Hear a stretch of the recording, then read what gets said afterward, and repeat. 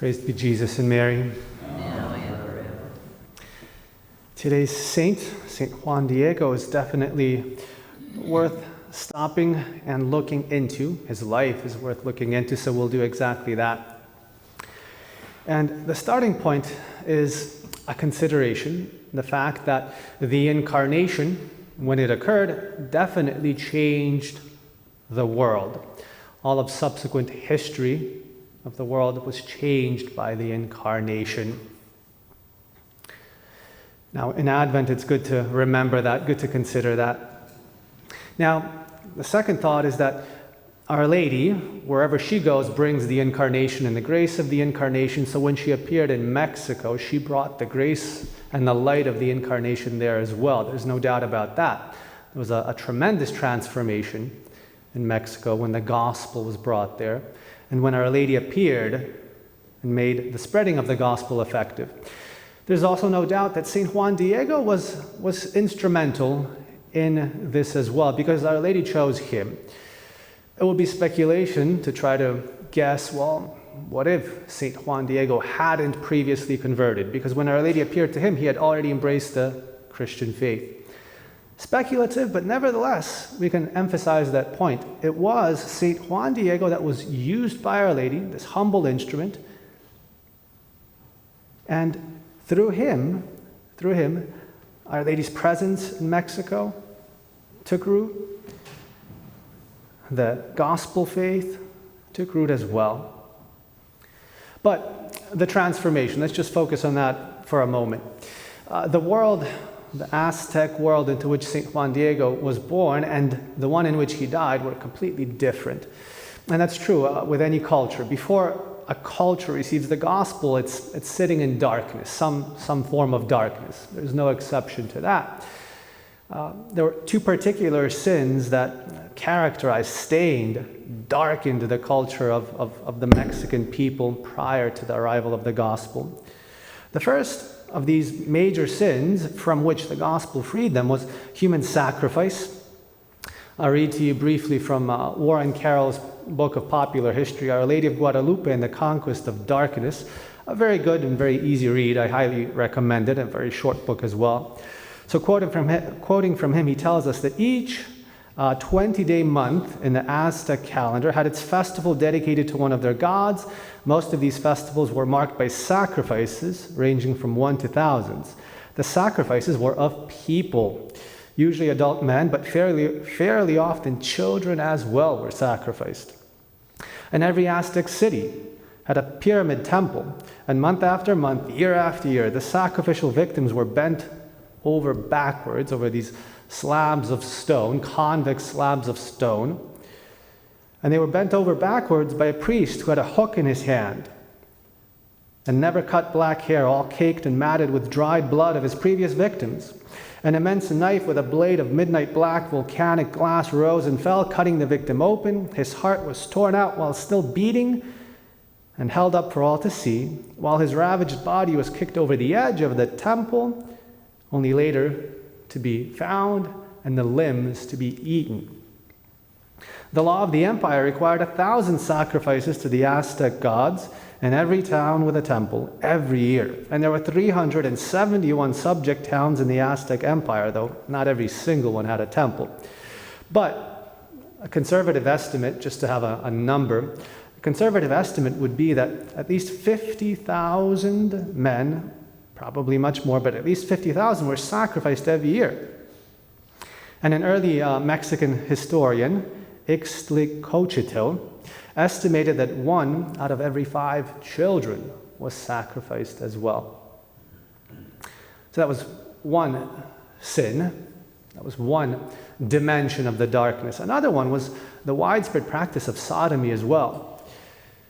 Mexico consisted of Aztec and non-Aztec people. Particularly amongst the non-Aztec peoples, nevertheless subject to the empire, homosexuality was generally very freely practiced. So the early chronicles of the Spaniards who arrived there and saw with their eyes tell us that there was widespread sodomy that included children of up to 6 years or children dressed like women to practice prostitution. The chronicles also speak of religious acts in which sodomy was practiced. And Bernal Diaz, who's left an amazing diary of the conquest of Mexico, if you really a scholarly mind, I suggest reading that one. He speaks of homosexuality amongst the ruling classes, prostitution of young people, cross-dressing in the area of Veracruz. Nunez Cabeza, another chronicler, writes about the diabolical practices of a man married to another man. Effeminate men, impotent men, dressed like women, performing women's duties. We saw many such amarionados, or effeminate men, although taller and sturdier than the other men. Many of these practiced sins against nature. Again, every culture is steeped in some form of darkness. These two forms particularly characterize the world into which St. Juan Diego was born. And it's around 1475 that he's born. 12 miles north of Cactus Rock, which is the native name for Mexico City.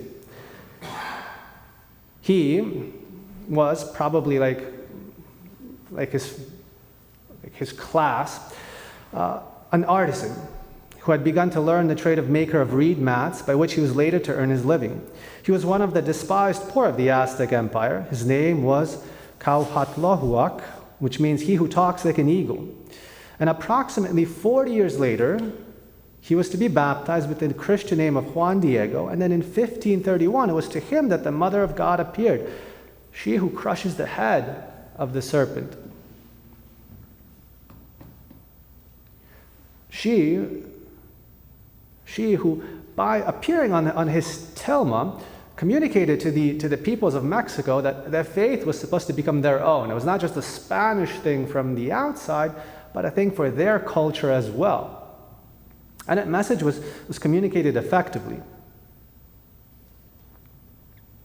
And after that, so 1531 was that moment of the appearance of Our Lady to St. Juan Diego.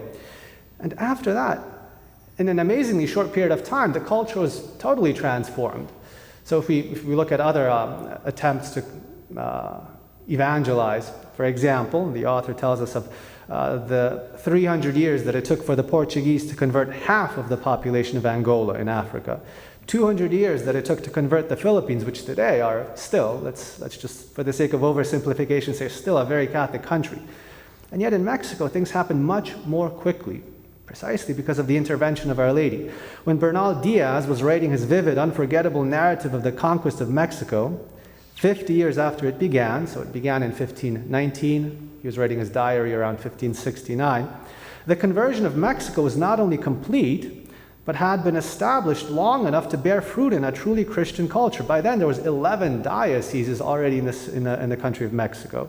And Bernal Diaz writes, "Let us give thanks to God and to His Blessed Mother, Our Lady, for giving us grace and support to conquer these countries where so much Christianity is now established." Up until 1532, there were only about 200,000 baptisms in a nation of about 20 million people.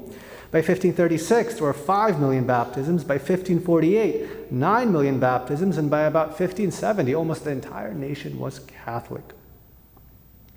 What happened in the meantime? Well, a very simple thing. St. Juan Diego, who was living his humble life of fidelity to the gospel, received that apparition of our Blessed Lady, and in humble obedience made her known. So the takeaway is the following, just to end it here. This already long enough is this reflection. The takeaway is the following, that definitely the world has changed with the incarnation. And wherever Our Lady goes, wherever Our Lady is present, she brings the grace of the incarnation. But Our Lady looks for docile instruments to use, to collaborate with her. St. Juan Diego was such a docile instrument. This humble little soul, childlike soul, who spent the whole rest of his life living in a little hermitage as the custodian of the image of Our Lady of Guadalupe, just sweeping the floor there and praying to Our Lady.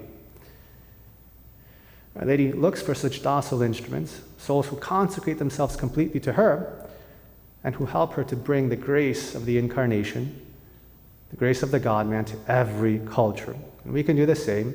If only we consecrate ourselves to Our Lady, we can bring that light to the dark world in which we now live. Praised be Jesus and Mary. now and forever.